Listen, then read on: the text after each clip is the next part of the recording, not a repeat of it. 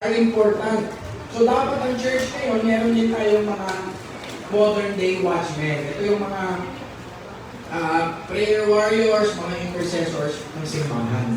Okay? Anong trabaho ng watchmen? Dalawa po basically ang trabaho ng watchmen. Number one, watchmen protect the city. Everybody say city. Ayan.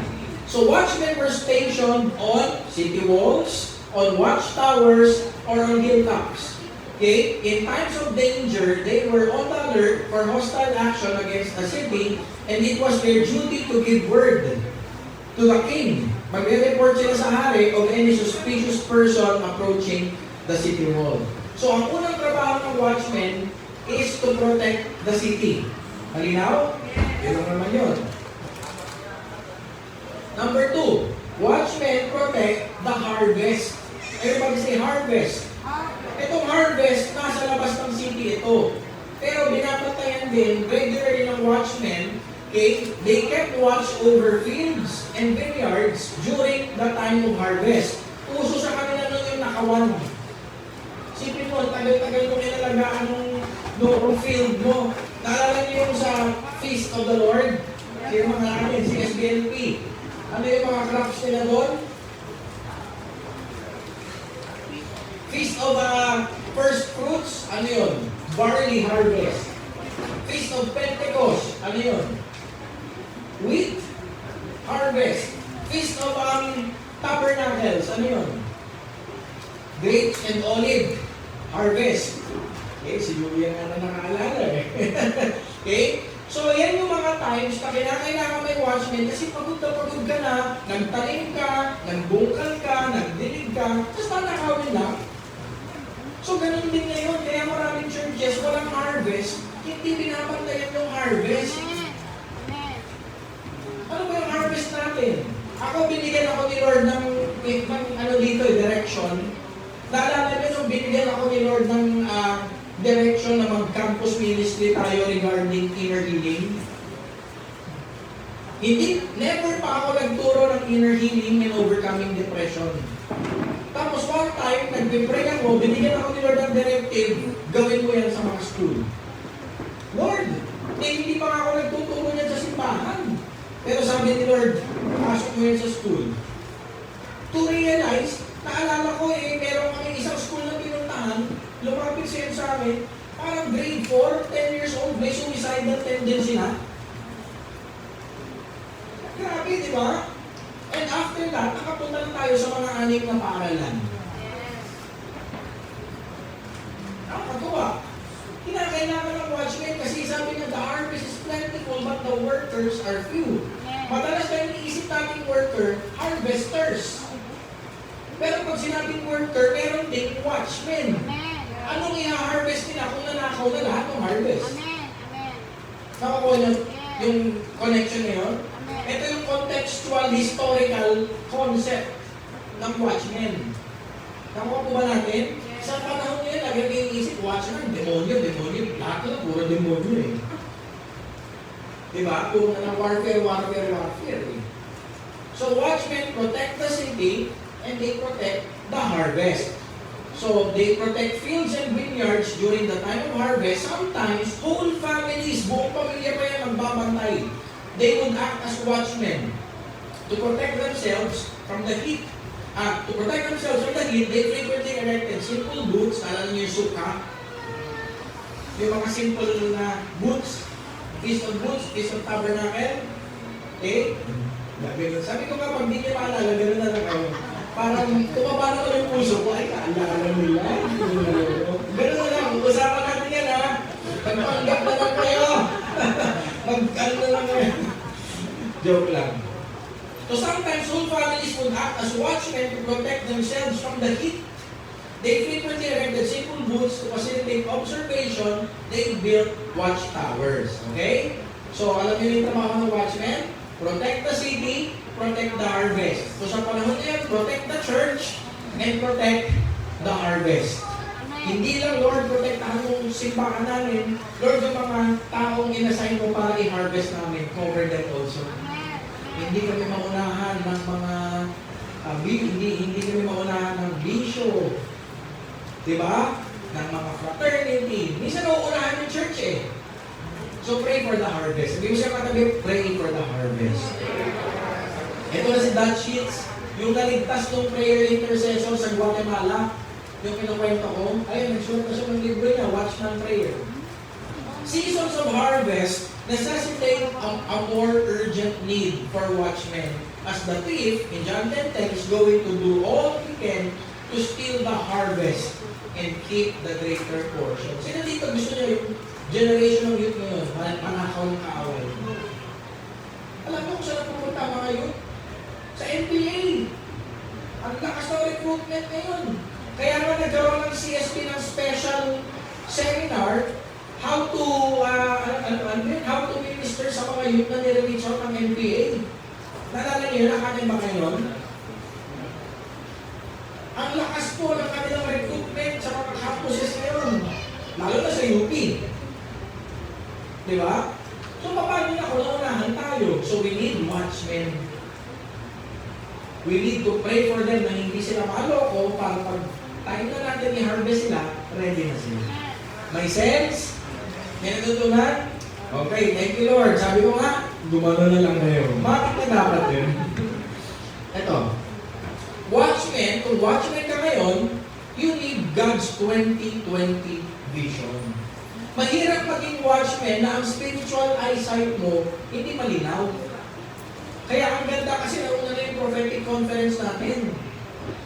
Lahat kayo naturuan na how to be a prophetic Christian. Tama? So, tingnan mo yung kagabi mo, kung may 2020 spiritual vision. Di ba? O malabo ang spiritual eyesight mo. Ano sabi sa Ephesians 1? I pray that the eyes of your heart may be enlightened. Okay? Pangalawa, be careful what you watch. 2020 nga ang vision mo, hindi ka naman nakatingin doon sa harvest.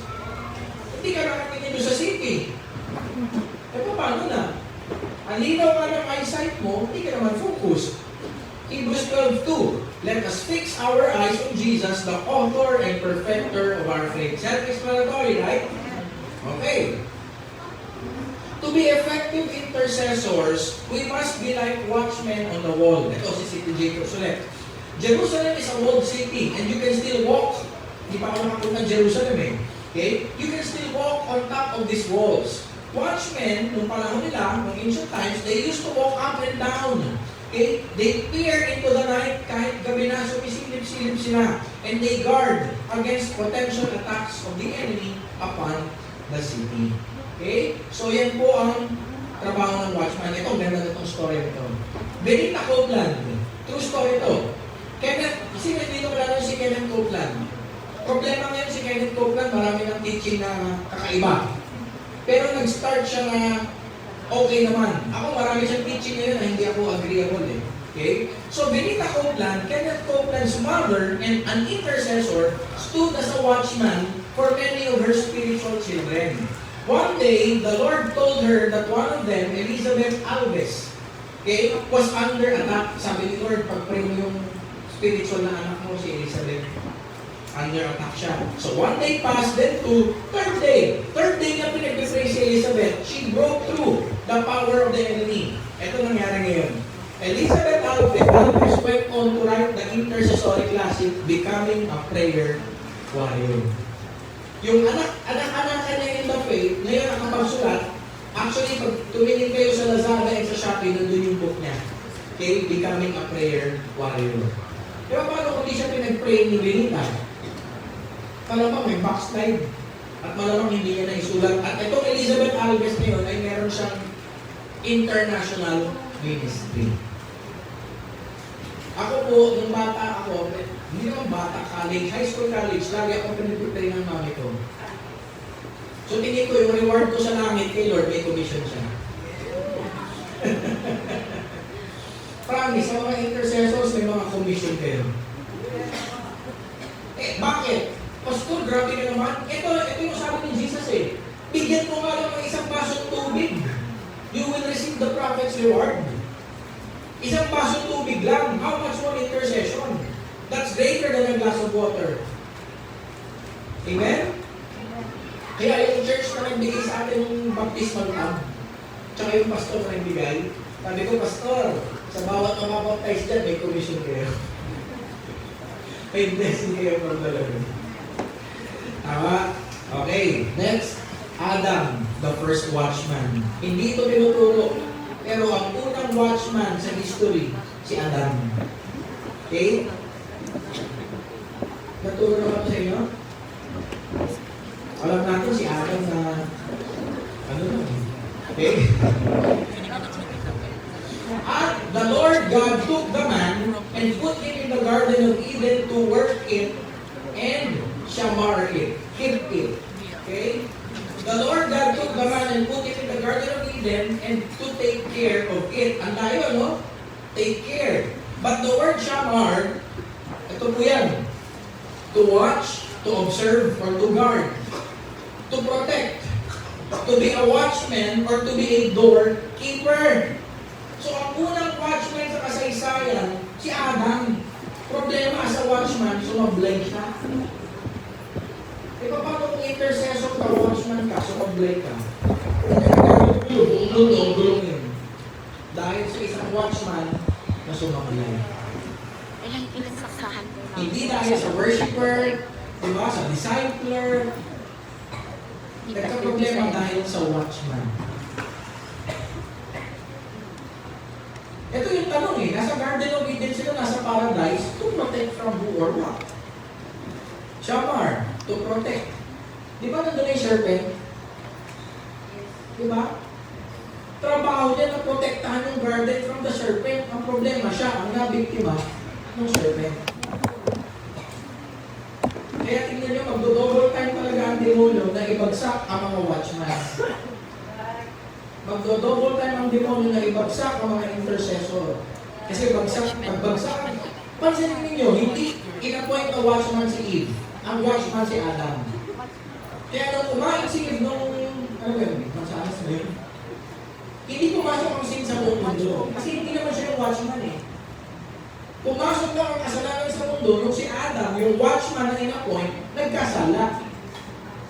As sin entered the world through one man, Adam. So lahat ng papasok sa church na negative, pwede natin sabihin, in part, may kinalaman ang watchman. Pag nakapasok ang witchcraft sa church, yung watchman hindi alert. Pag nakapasok ang division sa church, posible na yung watchman tutulog-tulog. Makukuha natin? Ngayon, sabihin nyo sa akin, bakit konti ang umatin pag intercessory? Napaka-importante nito. Kahit ano pang sayo-sayo natin sa worship, kung napasukan na, dahil binuksan ng watchman yung pinto. Mali. Adam was literally God's watchman or guardian on the earth. Ito yung second book ni Dutch Sheets na isa pa. God didn't give away ownership of the earth, but He did assign the responsibility of governing it to humanity. Hindi angel ang nagbantay eh. Ang nagbantay, anak niya. So sa church natin, Lord, magpadala ka ng legions of angels to protect us. Madaling prayer. Pero ang tanong, sabihin ni Lord, kung inasal itong watchman, ano ginagawa? Kaya magpadala ni Lord ng angel. Pero ang tanong, yung mismo binigyan niya ng responsibility ng watchmen, are they doing their responsibility? Make sense? The earth was Adam's assignment. It was under Adam's charge or care. Adam was the watchman or guardian. Ito yung matindi, no? How things went on planet Earth, kung ano ba ang mga sumusunod na nangyari, for better or for worse, depended on Adam and his offspring. Hindi natin pwede kasi ng demonyo. Yung demonyo kasi, demonyo na siya ang magagawa natin. Anong gagawin ng demonyo? Kung di man, demonyo. Pero may solution niya. Ang solution ni Lord, watchman. Kaya lang yung watchman, nabiktima rin. So ang prayer ko, kung kayo ay intercessor sa mga inyong church, ihadya kayo yung word sa ano man, sa mga... Diba? Ilayo kayo, protektahan kayo mismo mga watchmen ni Lord. Okay? Kasi kayo ang magde-determine kung ano pwede mangyari sa pamilya ninyo, ano pwede mangyari sa linggo negosyo ninyo? Anong pwede mangyari sa church natin? O anong pwede mangyari sa bansa natin? Ito sa Pilipinas, ano nangyayari sa mga watchmen? Invested masyado sa politika. Gaano marami Kristyano nag-aaway-aaway dahil ibang manok? Di ba? Nag-aaway-aaway, nagkakaroon ng division. So yung watchman mismo ang nagbubukas ng pintuan, nagwe-welcome sa kaaway na makapasok. Am I making sense? Look at this. When a watchman fails, pag-usapan natin paano kung sumablay pastor yung watchman. Ano na mangyayari? 2 Corinthians 2:11. In order that, ito mag-Greek study tayo ngayon ha. In order that Satan might not outwit, pleonecteo, outwit us, we are not unaware of noeo, okay, of his schemes or noema. Okay? Ano yan? So sabi, Satan might not outwit us for we are not unaware. Isa-isahin natin. Pleonecteo. It means to covet. Ano ba yung covet? Yung hindi sa kanya, kukunin. Gusto niyang angkinin. Okay? To have a greater part or share, makalamang. Kunin yung hindi sa kanya, yan ang gusto ng demonyo eh. Kaya siya pinatawag na thief. The thief comes to steal. Yung hindi sa kanya, gusto niyang kunin at gusto niyang mas makalamang. So ano yung binigay kay Adam? Dominion of the earth. Hindi binigay kay Satan. Kaya gusto niyang i-covet yun. Pleonecteo. Nakuha natin? Ano yung nasa iyo? Prosperity, joy, ano pa ba? Good health. Baka binigay sa atin yan ni Lord. Gusto i-covet ni Satan yan. Gusto niyang kunin yan. Baka angkin yan. Okay? Pagnanakaw. It means to defraud. Ano yung isip ng defraud? Trick or cheat. Sa sobrang desire niya, yung nasa iyo, makuha niya, handa siyang lokohin ka. Gugulangan, pardon me for the term, gugulangan ka niya, iisahan ka niya, para yung binigay ni Lord sa'yo, na gusto niyang aminin, makuha niya. Doon pa lang eh, sermon na pwede ng buong sermon yan eh. Okay? Si Bullinger, according to Dutchess, kanyang libro, Watchman Prayer, si Bullinger po ay isang Greek scholar. Bullinger says that pleonecteo means to make a prey of. Maging biktima ka. So pag dudugtungin natin, isang salita lang yan, pero napakadaming meaning. Pleonecteo, gustong kunin ni Satan yung nasa iyo. Hindi sa kanya binigay ni Lord yun eh. Sa'yo binigay, pero gusto niyang kunin yun. At gagawin niya ang lahat to the point na lilinlakin ka niya para makuha yun. Pag nalinlang ka niya, biktima ka niya. Naintindihan niyo? Malinaw? Sino dito gusto maging biktima? You want to be a prey of the devil. Kaya pala Satan prowls around like a roaring lion, seeking whom he may devour. Na pleonecteo ang napakaraming Kristiyano. Tama balik. Agnoeo. To not know.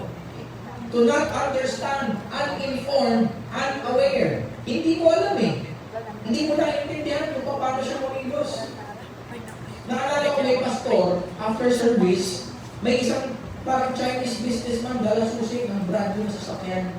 Ibibigay sa pastor. Now, mga pastor na walang discernment, automatic tatanggapin yun. Pero na-discern na yung plano ng kaaway. Na-discern niya, alam niya kung paano mag-isip ang kaaway. Binibigyan siya ng bagong sasakyan nung miyembro na yun kasi gusto siyang controlling. Hindi po pwede, sabi niya. Hindi ko po tatanggapin yan. Binalit niya, hindi ko po pwede tatanggapin yan. Naalala ko noon, nung bata pa ako, medyo kulang pa sa wisdom. May nagpa-counseling sa akin. Magandang babae, maputi. Sa atin, hindi naman maputi. Koreana siya. Diba? So, maputi ito, medyo matangkad, 5'2", 5'3". Hindi ko alam may crush sa akin.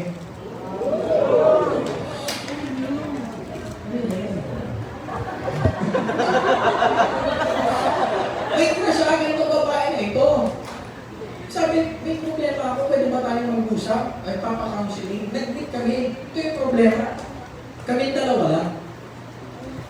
Dalawa lang kami. Wala pa akong wisdom nun eh. Hindi naman revival church yung church namin. Wala pang Christian ethics na tinuturo. Dalawa lang kami. Wala naman nangyari. We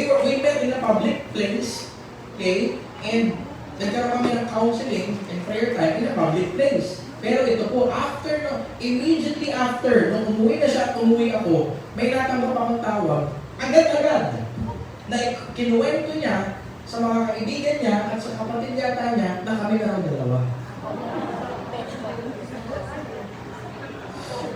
Kaya ako nakaka-relate sa pogi ko.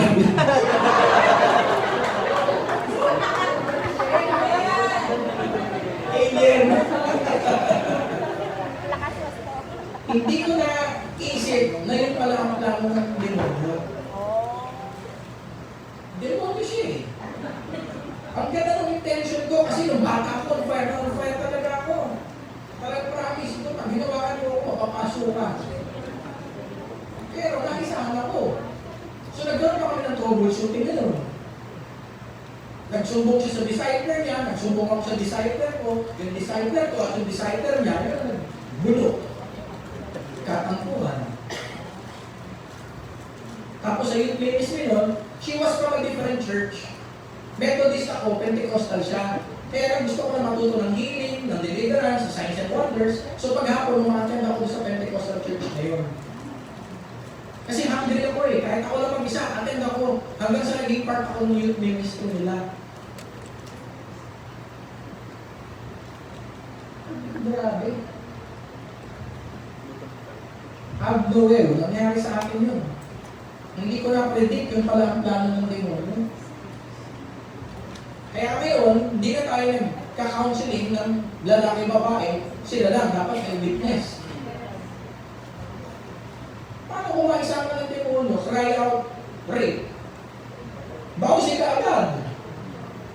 Wala pa naman tayo CCTV. Ano laban mo? Di ba? Kahit wala kang ginawa, lalabas agad sa news. Alam niyo naman mga news media, mahilig sa mga ganyan. Ako natin? Okay? So, Noema, thought, mind, or evil purpose. Ito yung mga schemes, mga plano ng kaaway kung paano siya mag-isip. Okay? So, watchmen need to be prophetic and to be discerning.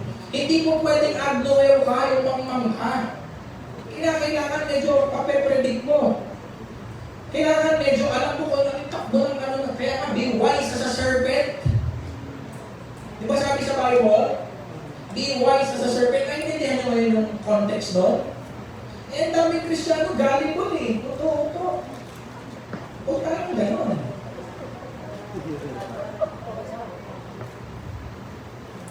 Okay po maging mabait.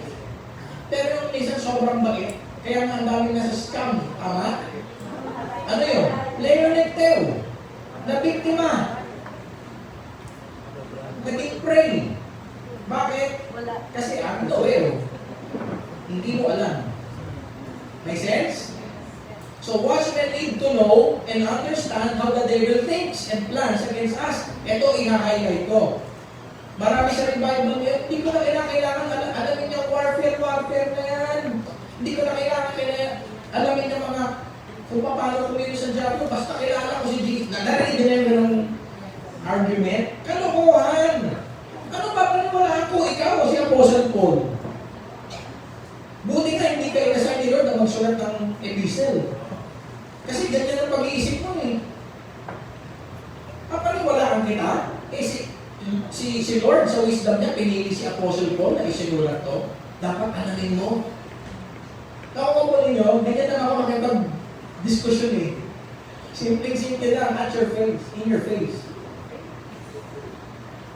Pinili ni Lord ito, hindi ka pinili na magsulat. Papaniwalaan kita. Ang dami nagsasabi sa akin nun, eh Pastor, ba't kinakailangan, alam niyo pa yung kung paano yung hierarchy ng demonyo, yung rulers, authorities, principalities, powers. Bakit kinakailangan pang alamin yung mga strategy na kaaway? Dapat si Lord Dan, di ba? I want to know Christ. Ang tawag doon, cherry picking. Pumipili ka lang ng mga verses na gusto mo. Kung tunay na Kristiyano ka, ang tawag dyan, the whole counsel of the Scripture. Lahat, ito na isulat din eh. Sabi, we are not unaware. Ano ba double negative? Positive. Not unaware. Hindi tayo mangmang. So, ibig sabihin, knowledgeable tayo. Tama mali? Tama mali? Gano'n mo na yun. Nabiktima na ba kayo nakaaway noon? Yes. See? Hindi natin na-predict kung paano. Ito po, sa boxing, ito, o sa UFC, meron tayo tinatawag na counter moves. Pag kunyari sa UFC, mixed martial art, magaling sa stand-up fighting. Nasabihin ng coach, daanin mo sa grappling. Tama balik?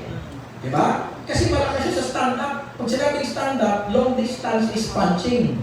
Close distance, elbow. Dataanin ganyan, striker yung kalaban mo. Kaya pag nag-ano kayo, di ba? Huliin mo kaagad, ibagsak mo, grappling, strength mo yan eh. Pinapag-aralan yan, alam nyo ba, ang laki ng amount na sa training and preparation? Para lang ma-predict mo kung paano mag-isip. Ay, ang kalaban mo, ano yan? Mahilig yan, jab-jab, tapos uppercut. Kapag alam mo na yung gagawin niya, jab-jab, uppercut, maiiwasan mo na. Tama? Eh bakit tayo hindi natin naiiwasan ng demonyo? Kasi hindi mo alam.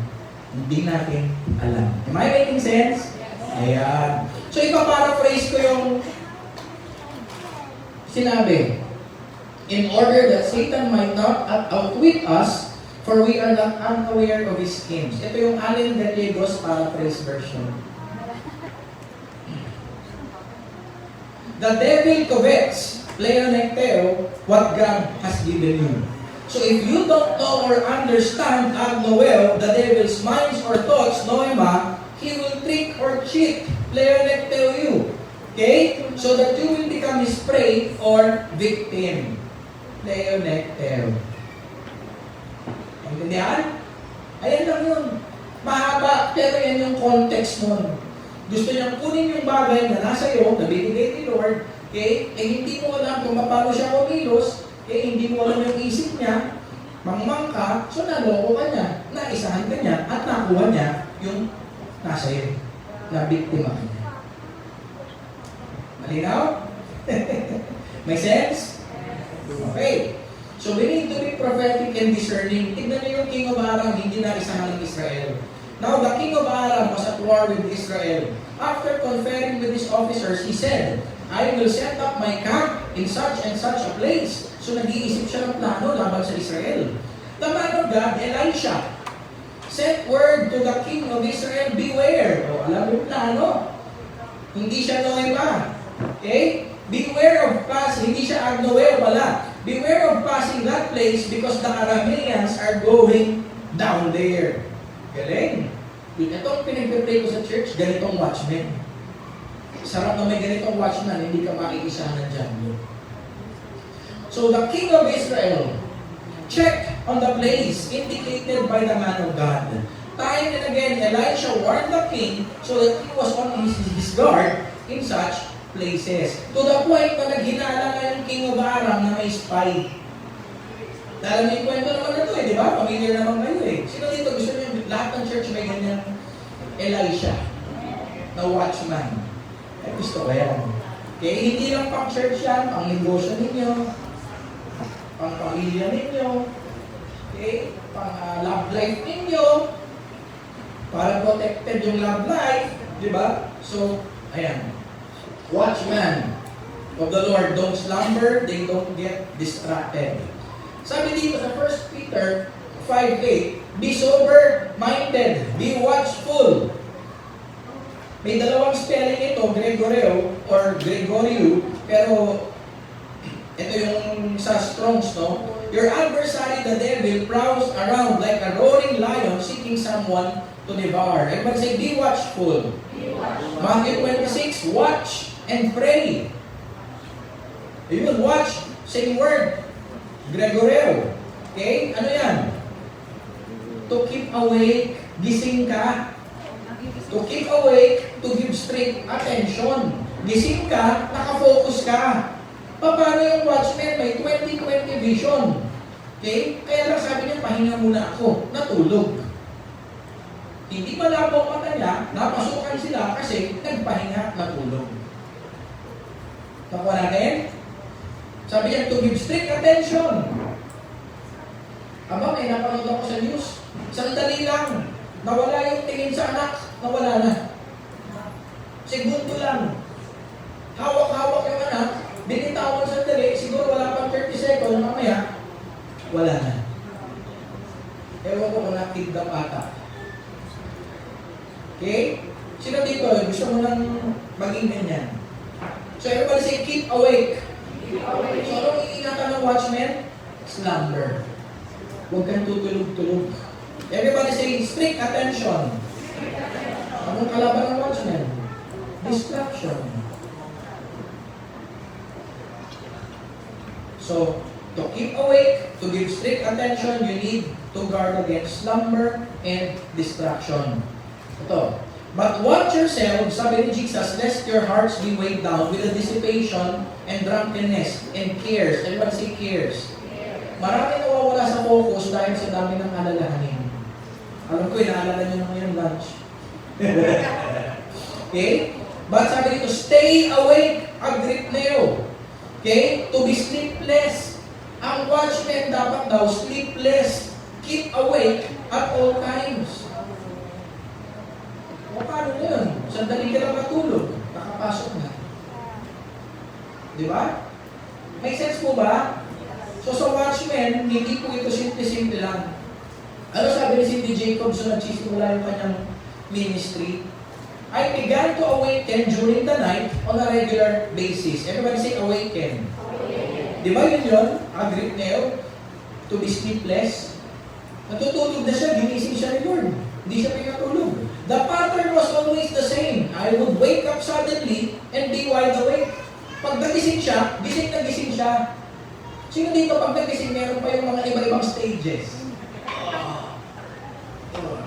Kamot ang tiyan. Yung pinakasikat kamot ang tiyan. Di ba? Tapos para pang caught between awake and asleep. Pero siya hindi. Pag ginigising siya ni Lord, wake up suddenly and wake up fully. Gising na gising siya. Madalas pag ganyan nangyayari sa'yo, intercessor ka. Watchman ka. Okay? And wonder why, Lord, bakit? Sarap-sarap ng tulog ko eh.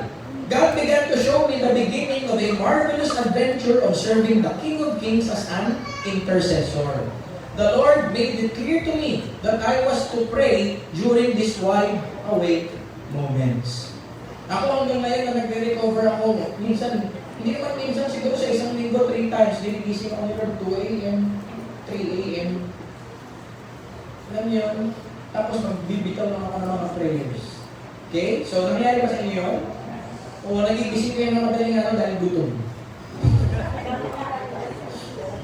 So, balik tayo kay Adam. Ito yung tanong ko. What happened when Adam failed as a watchman or guardian? Paano kung yung watchman ni Lord sumablay? Ito po ang nangyari. Nakakalungkot man, pero ito yung sinasabi ng Bible. Dominion and rulership over the earth forfeited from Adam to Satan. Even Jesus called Satan the ruler of the world. Kanino binigay ang dominion? Kay Adam. Pero ba't ang tawag ni Jesus kay Satan, ruler of this world? Tingnan nyo. Now is the judgment of this world. Now will the ruler of this world be cast out. Si Satan yun eh. John 14:30, I will no longer talk much with you, for the ruler of this world is coming. He has no claim on me. John 10, isipin nyo, isang book pa lang yan ha. Concerning judgment, because the ruler of this world is judged. It's because one watchman failed. Grabe po ang responsibilidad na binibigyan ng Diyos sa intercessor. Amen po ba? Adam failed in keeping or protecting the Garden of Eden from the serpent. Kaya pala yung shamar, the Hebrew word, to protect. Nandun na kasi yung diablo.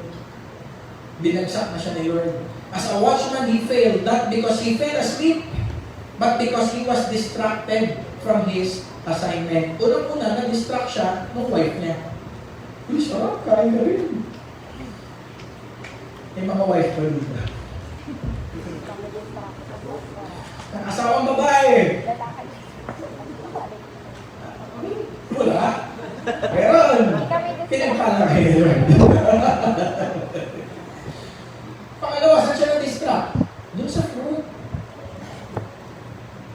Siguro, hindi nga niya ginagawa physically, pero meron siyang desire to know the knowledge of good and evil eh.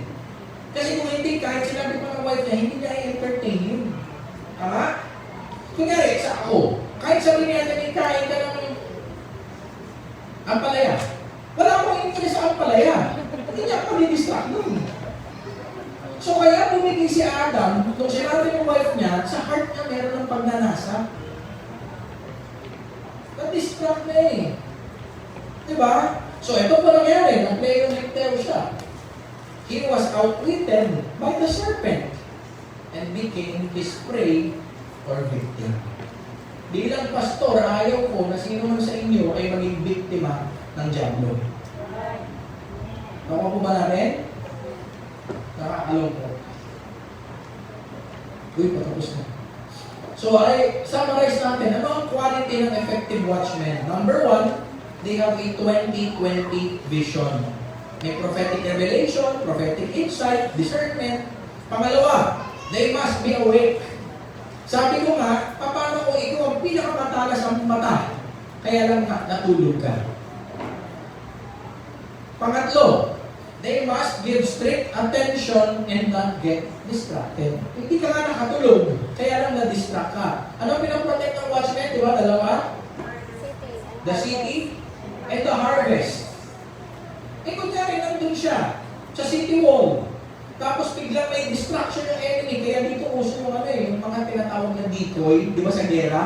Yung mga distraction. Uy, kung ano kayong sunod doon sa isang village para isipin nila nandun tayo aatak. So nakita ng watchman na distraction, hindi niya alam, may iba palang pagdadaanan yung kaaway. Na-distract. Okay? So, they must give strict attention and not get distracted. Pwede magtaas mo lang yung kamay mo yun. Lord, I pray for each and every watchman in this place to have 20-20 vision. Lord, i-sharpen mo, i-activate mo yung prophetic giftings namin, yung prophetic anointings, prophetic mantle. I pray for divine insight para hindi kami maisahan ng mga plano ng kaaway, Lord. And I pray for the gift of discernment, Lord. Na yung discernment namin maging sharp. We will be able to discern, Lord, the wolves in sheep's clothing. Lord, hindi kami maisahan ng deception o ng deceptive spirit, Lord. And I pray that we would be wide awake na sa panahon na ito, Lord, we would not fall for the spirit of slumber. Sabi sa iyong salita, may spirit of slumber. Pero hindi kami mabibiktima ng slumber spirit, Lord. Lord, gigisingin mo kami as watchmen, Lord God. And I pray that we would always be focused. Tanggalin mo sa amin, Lord, yung cares and worries of this life para ma-focus kami sa binabantayan namin na garden. Thank you, Lord. Everybody say, Amen. Amen. Last two slides for this morning. The first responsibility of watchmen is to keep the serpent out of their God-given garden. Doon sumublay si Adam. May isa pa siya trabaho. Bigyan ng pangalan lahat ng hayop. Faithful siya doon. Pero yung isang trabaho niya, to be a doorkeeper, to be a gatekeeper, to be a watchman, doon, sumablay siya. Okay? So, this first responsibility, sana nga hindi lang yung pagpapangalo ng mga hayop, kung hindi yung bantayan. Eh, hindi niya nagawa. See? God-given garden. Ano pa ba? Ito yung tanong ko sa inyo.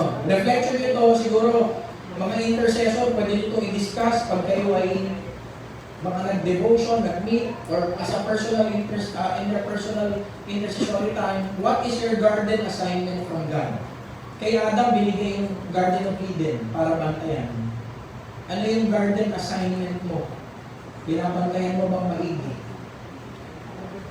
Kung may pamilya ka, garden assignment mo yung pamilya mo. Ako, overseer, garden assignment ko, bungsag. Kaya nakita nyo kung gaano ko ka-stricto. Pagdating sa ministry, pagdating sa teaching, assignment ko kayo eh. Pag ako tutulog-tulog, kung distracted ako, papapasukan ng buksa. Nakuha natin? So what is your garden assignment from God? What has been put under your charge and care? Kung may anak ka, garden assignment mo yan. Bago yung pastor mo ang may responsibilidad sa kanya, ikaw muna. Okay? Kung meron kang asawa, responsibility mo na yung asawa mo ay maalagaan, mahalin. Okay, hindi responsibility ng best friend niya, ng tropa niya, ikaw muna. Okay? Pangatlo, what happens? Ito yung mabigat na tanong. What happens if you fail as a watchman for your family, for your ministry? Kaya recently, nagkaroon yata ng parang gulo sa praise and worship team. Hindi naman gulo. Pero parang may mga nagtatanong yata, ewan ko, mga bagong members ba o ano, bakit ang higpit sa mga kanta? Hindi ba pwede yung mga secular song, mga, ano yun, mag-secular na lang tayo, hindi naman demonic eh. What happens if you fail as a watchman?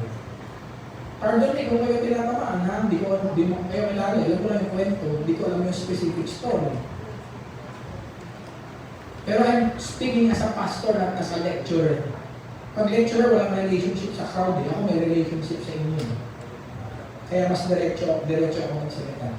Nakuha natin, bago ka ka na CSD, ay, hindi ka naman pumasok sa praise team ninyo. Hindi po pwede mga secular song. Diba nag-iingat kami? Garden namin ito eh. Ikaw mo, lipat kasi itong garden. Diba? Pero pinapabantayan ito ni Lord sa amin. Nakuha po ba natin ito? Okay, so, yan po ang second session natin. Mamaya, after lunch, isa na lang. Okay, tapos na ako. I hope you learned something. Okay, pero lahat ng intercessor, watchmen po tayo. Gatekeeper tayo. Ang pagiging tulutan mo, makakapasok.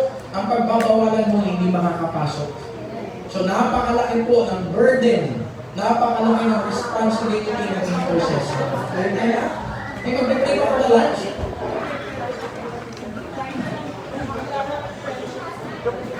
Sige, Lord, thank you, Lord. For this first two session, Lord, ang prayer ko na yung naituro, ma-retain hindi lang sa short-term memory, but sa long-term memory ng iyong mga anak. Lord, maybe not the technicalities, the Greek, the Hebrew word, or the quotes from the books, but ang prayer ko, yung principles ng first two sessions namin ay ma-retain ng bawat isa. Lord, that the devil will not be able to steal away, Lord, what is not His. Sa amin mo binigay ang mga bagay na ito. Kaya Lord, hayaan mo na manatili ito sa amin. Hindi namin ipapanakaw sa kaaway at hindi kami magpapalinlang sa kaaway. Lord, make us wise as a serpent, Lord. Innocent as doves, yet wise as a serpent. We pray for the gift of discernment for all of us, O God, nang sa ngayon yung lying tongue ng enemy will not have any effect on all of us. We give you praise, we give you thanks, in Jesus' name, Amen.